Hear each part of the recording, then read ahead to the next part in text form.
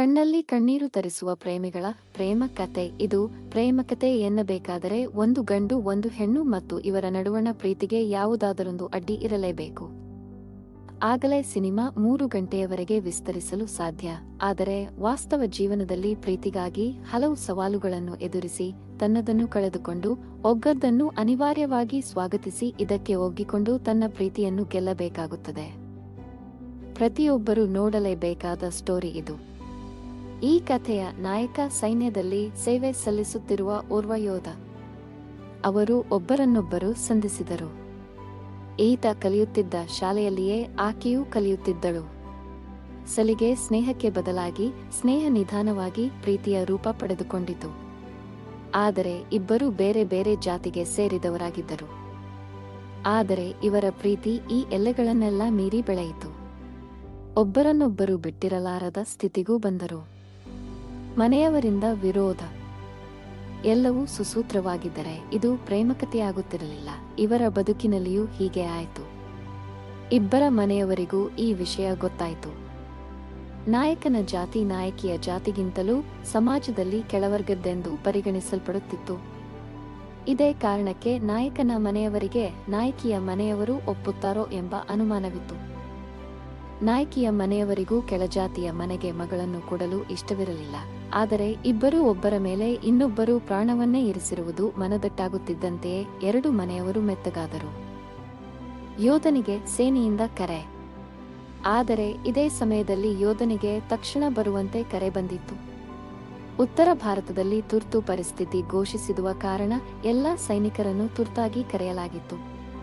ತರಾತುರಿಯಲ್ಲಿ ನಿಶ್ಚಿತಾರ್ಥ. ಈಗ ಹೋದರೆ ವಾಪಸ್ ಯಾವಾಗ ಬರೋದು ಗೊತ್ತಿಲ್ಲ ಎಂದು ಯೋಧ ಅರಿತಿದ್ದ. ಆಗಲೇ ತಾನು ಆಕೆಯನ್ನು ಮದುವೆಯಾಗುವ ಘೋಷಣೆಯನ್ನು ಮಾಡಿ ತಕ್ಷಣವೇ ನಿಶ್ಚಿತಾರ್ಥವನ್ನು ಮಾಡಿಬಿಟ್ಟ.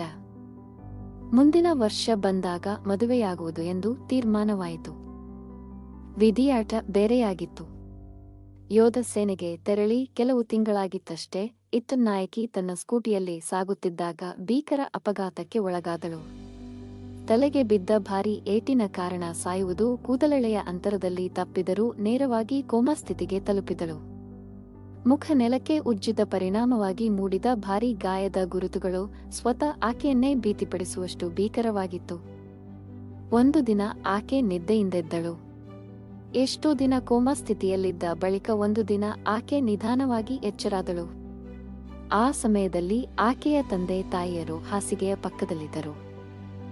ಈಕೆ ಜೀವಂತವಾಗಿ ಬಂದ ಬಗ್ಗೆ ಆನಂದ ಬಾಷ್ಪ ಸುರಿಯುತ್ತಿದ್ದರು. ಇದರೊಂದಿಗೆ ಮುಂದೆ ಕುರೂಪಿಯಾಗಿರುವ ಈಕೆಯನ್ನು ಯಾರು ಮದುವೆಯಾಗುತ್ತಾರೆ ಎಂಬ ಅಳುಕಿನ ಕಣ್ಣೀರು ಆನಂದ ಬಾಷ್ಪದೊಂದಿಗೆ ಬೆರೆತಿತ್ತು.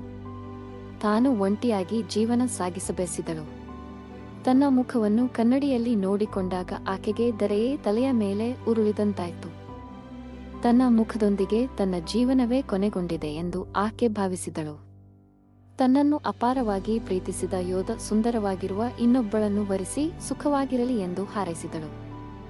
ಫೋನ್ ಸ್ವೀಕರಿಸುತ್ತಲೂ ಇರಲಿಲ್ಲ. ಈ ನಿರ್ಧಾರದ ಬಳಿಕ ಈಕೆ ಆತನ ಫೋನ್ ಸ್ವೀಕರಿಸುತ್ತಲೂ ಇರಲಿಲ್ಲ. ಆತನ ಪತ್ರಗಳಿಗೂ ಉತ್ತರಿಸುತ್ತಿರಲಿಲ್ಲ. ಪ್ರತಿ ಬಾರಿ ಆತನ ಯಾವುದೇ ಸಂದೇಶ ಬಂದಾಗ ತಾನು ಆ ದಿನ ಅಪಘಾತದಲ್ಲಿ ಸತ್ತಿದ್ದರೆ ಚೆನ್ನಾಗಿತ್ತು ಎಂದು ಸದಾ ಅನ್ನಿಸುತ್ತಿತ್ತು. ಒಂದು ದಿನ ಆತನ ಬರುವಿಕೆಯ ಸಂದೇಶ ಬಂತು. ಒಂದು ದಿನ ಸಂತೋಷದಿಂದ ಓಡೋಡಿ ಬಂದ ಆಕೆಯ ತಾಯಿ ಆತ ಬರುತ್ತಿದ್ದಾನೆ, ನಿನ್ನನ್ನೇ ಮದುವೆಯಾಗುತ್ತಾನಂತೆ ಎಂಬ ಸುದ್ದಿಯನ್ನು ಮುಟ್ಟಿಸಿದಳು. ಈ ಸುದ್ದಿಯನ್ನು ಈಕೆ ನಂಬಲಿಕ್ಕೆ ತಯಾರಿರಲಿಲ್ಲ. ಆದರೆ ಆತ ತನ್ನ ಮದುವೆಯ ದಿನಾಂಕವನ್ನು ನಿಗದಿಪಡಿಸಿ ಪತ್ರಿಕೆಯನ್ನು ಮುದ್ರಿಸಿ ಖಚಿತ. ಆಕೆಗೆ ಹೃದಯವೇ ಬಾಯಿಗೆ ಬಂದಂತಾಯಿತು. ಇದರ ಹಿಂದೆಯೇ ಆ ಯೋಧ ಒಂದು ಸುಂದರ ಹೂವುಗಳ ಗುಚ್ಛವನ್ನು ಹಿಡಿದು ಕೋಣೆಯನ್ನು ಪ್ರವೇಶಿಸಿದ. ಕಣ್ಣುಗಳಲ್ಲಿ ಅದೇ ಹೊಳಪು, ಮೊಗದಲ್ಲಿ ಅದೇ ಹಿಂದಿನ ನಗುವಿನೊಂದಿಗೆ. ಈಕೆ ಆತನಿಂದ ತನ್ನ ಮುಖವನ್ನು ಮುಚ್ಚಿಕೊಳ್ಳಲು ಯತ್ನಿಸಿದರೂ ಆತ ಅದಕ್ಕೆ ಅವಕಾಶ ಕೊಡದೆ ಆಕೆಯ ಮುಖವನ್ನು ತನ್ನ ಬೊಗಸೆಯಲ್ಲಿ ಹಿಡಿದು ನೀನೇನು ಹೇಳುವುದು ಬೇಡ. ನಿನ್ನ ಮುಖದ ಚಿತ್ರವನ್ನು ನಿನ್ನ ತಾಯಿ ಸತತವಾಗಿ ನನಗೆ ಕಳುಹಿಸಿ ಕೊಡುತ್ತಿದ್ದರು. ಆದ್ದರಿಂದ ನನ್ನ ಮನದಲ್ಲಿ ನಿನ್ನ ಚಿತ್ರ ಅಚ್ಚಳಿಯದೆ ನಿಂತಿದೆ ಎಂದ. ಆತನ ಪಾಲಿಗೆ ಆಕೆ ಇಂದಿಗೂ ಹಿಂದಿನಷ್ಟೇ ಸುಂದರಳು. ತಾನು ಪ್ರತಿ ಬಾರಿ ಆಕೆಯ ವಿರೂಪಗೊಂಡ ಚಿತ್ರವನ್ನು ನೋಡಿದಾಗಲೂ ಇದು ತನ್ನ ಪ್ರೇಮವನ್ನು ಇನ್ನಷ್ಟು ಗಟ್ಟಿಯಾಗಿಸುತ್ತಾ ಹೋಯಿತೇ ಹೊರತು ಕಡಿಮೆಯಾಗಿಸಲಿಲ್ಲ. ಏಕೆಂದರೆ ಒಂದು ವೇಳೆ ಮದುವೆಯಾದ ಬಳಿಕ ಈ ಅಪಘಾತ ನಡೆದಿದ್ದರೂ ತನ್ನ ಪ್ರೀತಿ ಕಡಿಮೆಯಾಗುತ್ತಿತ್ತೆ. ಅಷ್ಟಕ್ಕೂ ಕೇವಲ ಬಾಹ್ಯ ರೂಪದಲ್ಲಿ ಕೊಂಚ ಕಡಿಮೆಯಾದರೆ ಅಪಾರವಾದ ತನ್ನ ಪ್ರೀತಿ ಕಡಿಮೆಯಾಗುವುದೇ?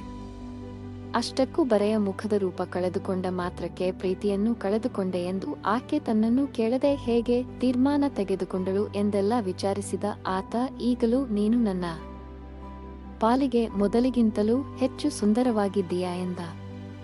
ಆಕೆ ದುಃಖ ತಡೆಯಲಾರದೆ ಆತನನ್ನು ಬಿಗಿಯಾಗಿ ಅಪ್ಪಿ ತನ್ನ ಅಷ್ಟು ದಿನದ ದುಃಖವನ್ನು ಧಾರೆಯಾಗಿ ಹರಿಸಿದಳು.